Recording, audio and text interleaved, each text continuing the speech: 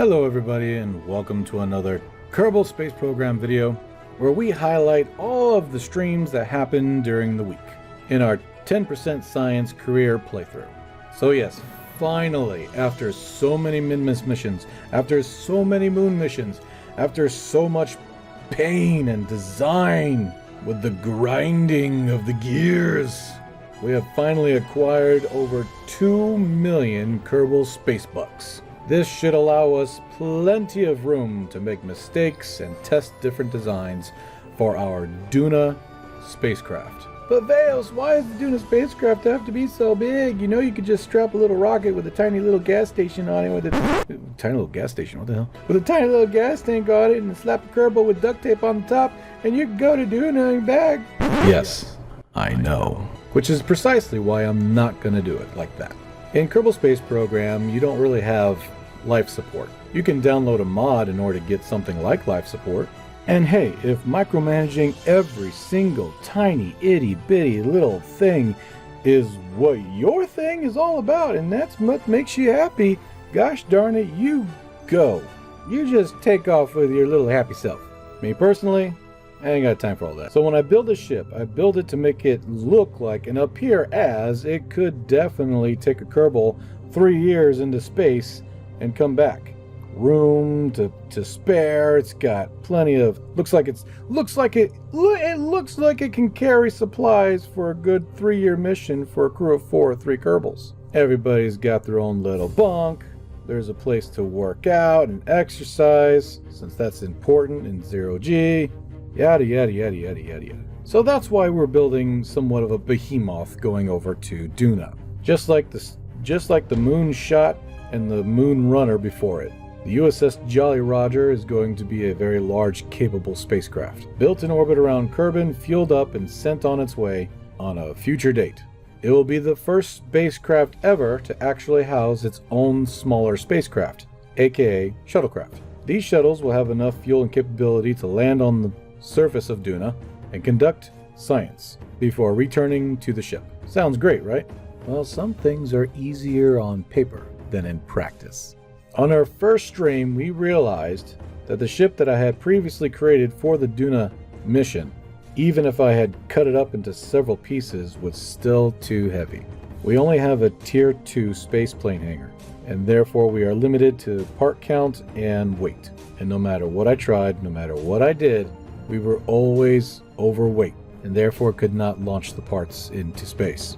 This sucked, because it meant that I had to redo the entire spacecraft. And for the entire week, that's all we did. Design, redesign, design, redesign again. I think finally we came to an agreement that the ship was no longer going to be medium in size. That it was going to end up being way bigger. Honestly, however, I really liked the design at the end. We had to tweak it a little bit, but the end result was actually quite nice. We went from sort of having habitat modules that were like right next to each other, side by side, shotgun. That didn't quite really look good. Then we tried a type of star drive with habitat modules attached to it. Even thinking about going for maybe a rotating rotating design that really just didn't look good at all. Finally, we came up with a very simple 3-step solution, where in the back of the craft would be not only the habitat and science modules, but it'd also be the star drive. I call it star drive, but you know, the engines. The engines plus the homemade aero brakes.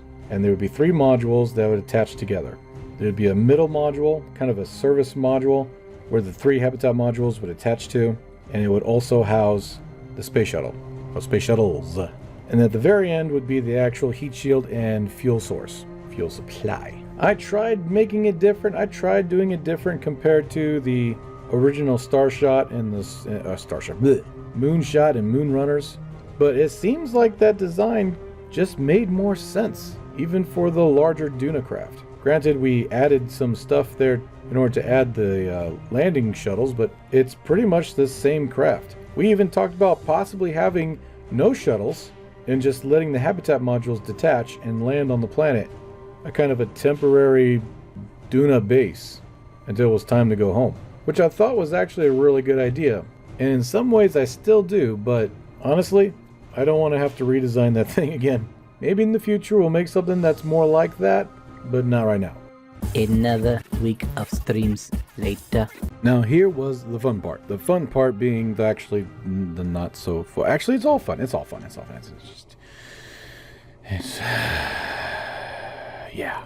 Building the beast. It's all fun and games when you're inside the spaceplane hangar putting something together, but when it comes time to actually putting it together, let's just say mistakes were made. Honestly, I should have launched the backbone of the thing first before launching the actual habitat modules, but mistakes were made. So the first part to go up there was the habitat / science module / engine / aero brake.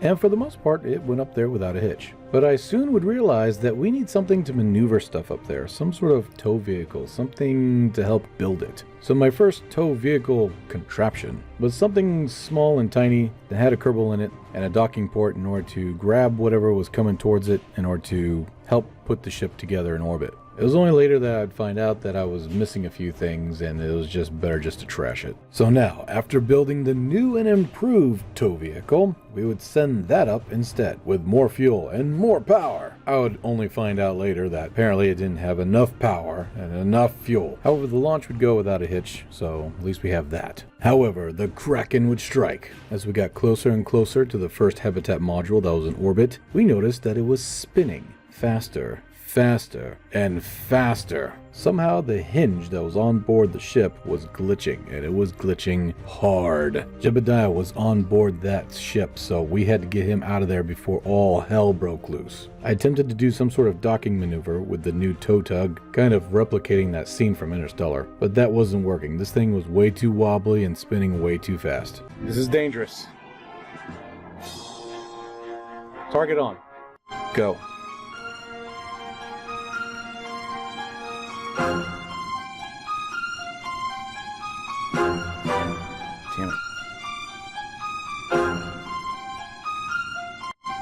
Damn it. Easy. That thing is spinning out of control like a motherfucker. This thing is... Oh my gosh. Alright, can't do it, can't do it. Abort, abort, abort. EVA! Hang on, bro! Woohoo! Oh, you don't have nothing. I'm coming for you, I'm coming for you. I'm coming for you, boy. Mistakes were made.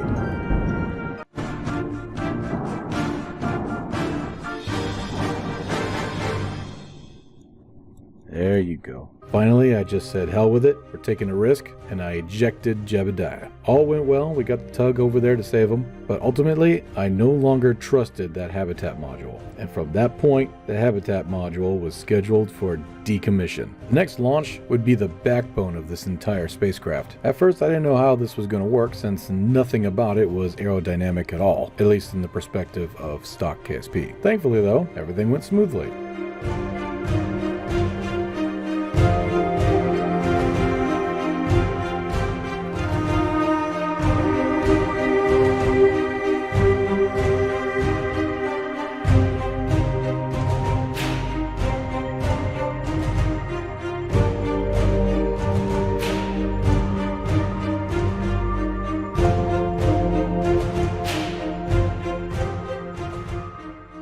Everything went smoothly, but I can't say that for the actual booster. The Centaurus class booster has been, well, sort of a problem child. Compared to the Rook, it is more efficient, and it can glide down like an aircraft and land on the actual runway, but nailing the runway after re-entry has always been somewhat of a roll of the dice. These boosters are unmanned and have... Wait, unmanned. No, unkerbled. And have probes controlling them, which is all fine and dandy until you reach that nice little plasma blackout during re-entry. During this time, if the spacecraft is not designed properly or isn't in the right inclination, you can start spinning out of control or stopping before you should, or even blowing right past your entire space center before you have time to even lower your altitude. Now you can land on the runway that's on the island and get 100% back, but it's definitely a lot trickier. Unfortunately for this booster, it would not come back down in one piece. We're not too sure what happened, but during re-entry, something popped. And when it popped, all hell broke loose. Ooh, you are bright. Kinda looks like Oh no, antenna broke! Why the antenna broke? Why is there a broken antenna? Why? Oh no, but we are now out of control. I know, thank you. Yes, thank you. Okay, I would love to have our, we're back online, Turn this around, turn this damn thing around. Pull up, please, booster, please, If booster. in chat to pay respect for the loss of booster. Come on, pull up, baby, pull up. I can't pull up anymore. Parachute. Gears out. 187, Hold on to your asses, here we go.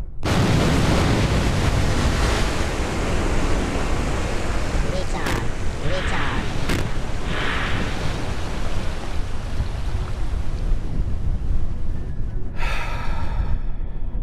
Now, granted, I pulled the chute on that sucker a little too early, but on top of that, the design was meant for the chute to be in the back of the booster in order to slow it down on the runway. Once safely inside the spaceplane hangar, we would add 2 chutes, directly in the middle of center of mass on empty weight.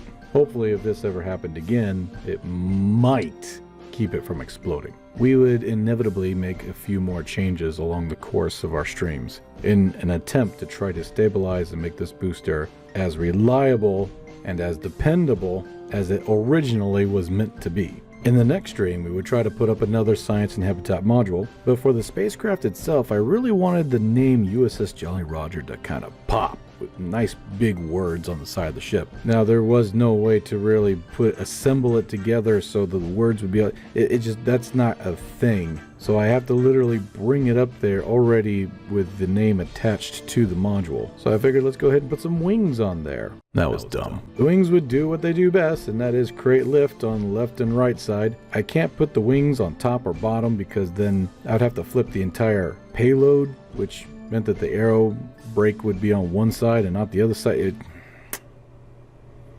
Yeah. And I can't take an engineer Kerbal and take the wing off in order to put it on the other side, because the way KSP works is that in order to move an object, it has to be clear of all other objects. And the conformal decals is considered as a flag. So you can't take an object that already has an object on it and reassemble it. You'd have to take the flag off first and then the wingy bit. And unfortunately, when we're talking about conformal decals here, it registers as a flag part, but you can't take it off. And so an engineer up there would not be able to take the wing and flip it around if we were to do that. But that's okay. We would fiddle around with it a little bit more and figure out how to get it right. But that would be in the future. Sadly, even though I launched this habitat module in space and connected it to the construction platform, it too would inevitably be decommissioned. In the next stream, we would build a craft to help decommission the science and habitat module. The idea was to try to bring it back close to the KSC. Try to make a little bit of money back from it. Also, the booster that helped put it up there kind of ran out of fuel. So this was a 2-part mission with one craft. To fuel up the booster so it could re-enter and come back to KSC, and then to help guide and support the Science Habitat module back close to the KSC. We even stored some extra parachutes on there so that an engineer could put parachutes all over it. And it worked out just fine. Didn't quite land as close as I wanted it to, but close enough to where I got something like 80% back. Now, the next stream was actually really interesting because it was the night that the Artemis 2 mission was returning back from the moon. So we kind of had a little corner screen on the top left that showed the entire NASA Artemis mission going on while we were doing the stream. In the stream, we had built a brand new HAB module. Now this one moved the science module up front and then put the habitat modules in the back along with the engines. What this did is it allowed me to put the U.S.S. Jolly Roger NCC 1000 in big words that could stretch along the side of the actual science module, because I really didn't like the fact that I had tiny little words on it. It was just much better. It came out, it looked really good. On top of that, we made the arrows brake less crackety. Instead of having 3 hinges on the darn thing, we only had 1 hinge. And we made the arrow brake one solid piece. The SSTO that had brought up the little rescue craft landed good, but sadly the booster that we had actually put fuel in to bring back to the KSC didn't quite have such a great landing.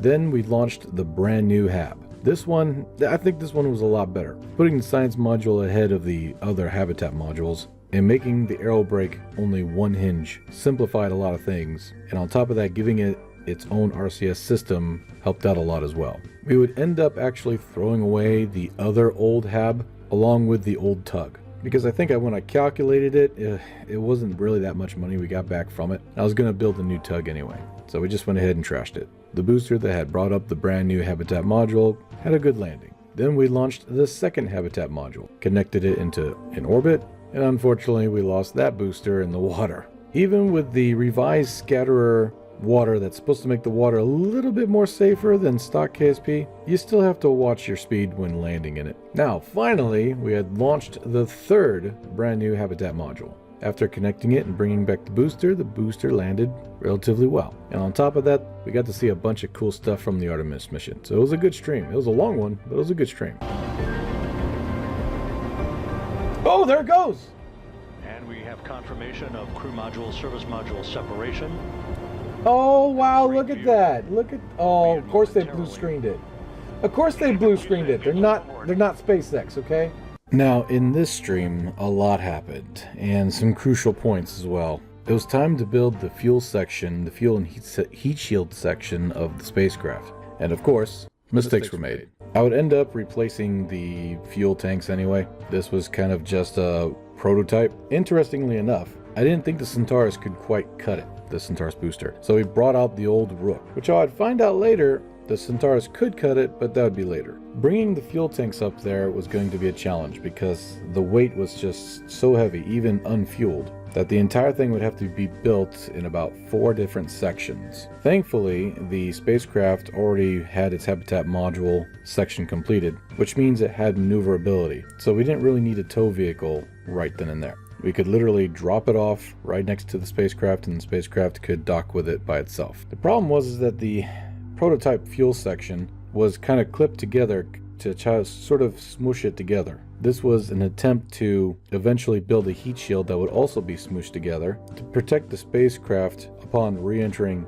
or aerobraking not only around DUNA but around Kerbal on the way back. However, it was very crackeny, especially when it came time to separating the nose cones that helped with drag during the launch. It was so crackeny, in fact, that we would end up redesigning it so that it didn't clip into each other. However, something horrible would happen. In my rush to get things done, in my complacency of the designs being so good to the point where safety took a back seat when it came to Kerbals, it all came together to create a perfect storm. When launching something with Kerbals in it, I no longer worried about their safety because most of the spacecraft that had Kerbals in it were relatively safe, and the ones that weren't relatively safe, such as a Centaurus booster, were controlled by probes and therefore we didn't have to worry about safety. So when we built the brand new TUG spacecraft, I didn't want to launch another mission to bring the Kerbals up there like an engineer. I wanted to just launch it all in one shot and be done with it. In my head, I thought everything would go smoothly, but I failed to realize that when testing brand new spacecraft, even if it's a cargo piece,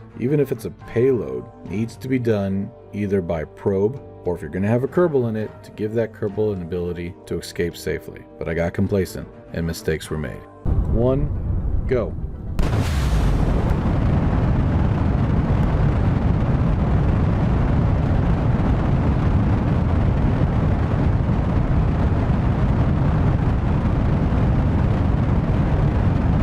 What are you doing? Oh no, we're gonna lose him. We're gonna lose Bill.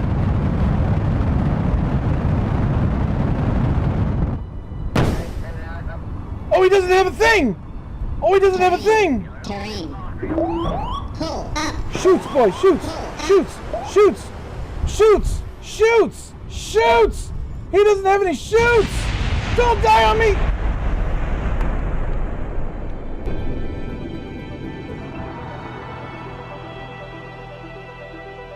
Now, yes, I could have hit F9, I could have had to go back in time, I could have reverted flight, but this is hard mode. So revert flight is only for Kraken things happening. It's not meant to redo a mistake from pilot error or just bad design. So I had to bite the bullet and suffer the consequences of my actions. And to say that there was a very long pause after this is an understatement. I literally could not believe that I had done something so stupid stupid as to not make sure that Bill had some sort of way of escaping, that I had become so complacent in thinking that everything would be just fine, that in case it doesn't, that there was some sort of backup plan. Needless to say, it was a very humbling experience that just reminded me that any launch for anything, anywhere, was extremely dangerous, and to at least have some sort of safety measure in case the unthinkable would happen. I even wrote it on some notepaper and stuck it to the side of my screen. But anyway, moving right along,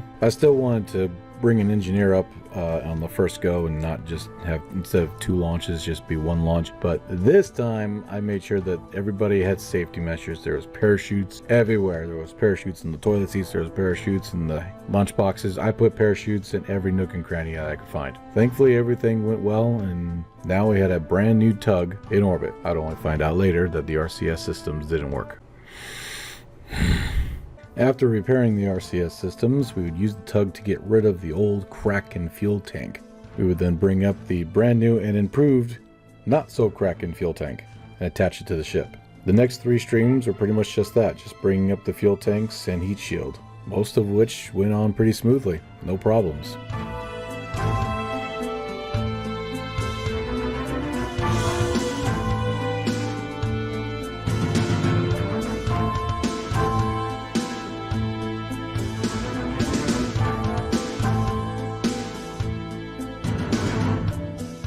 But now it was time to fuel the thing up. We wouldn't add these shuttles just yet because shuttles would add a lot of part count, and I was already starting to experience a frame rate drop. So we were going to fuel it up first, and then the shuttles would be very last. We weren't going to use the Centaurus booster with the small little star meal. We wanted to fuel this thing up rapidly as fast as possible. So it's going to be a junk throwaway tanker. No reusability was going to be designed in this thing. It was just designed to get up there with as much fuel as freaking carbonly possible. Pump it into the ship and then drift away and burn up. However, building one and designing one were going to be 2 different things because it's going to take a few times. Interestingly enough, the first one didn't quite make it. The engine was a little weak. The second one made it, but its maneuverability was absolute crap. I think when I make a 3rd one, I'm going to add some RCS to it. But this seems like we're getting a lot of fuel up there. It seems like we're getting a lot of fuel up there. I'm sure by the end of the fueling missions, we'll have refined the throwaway fuel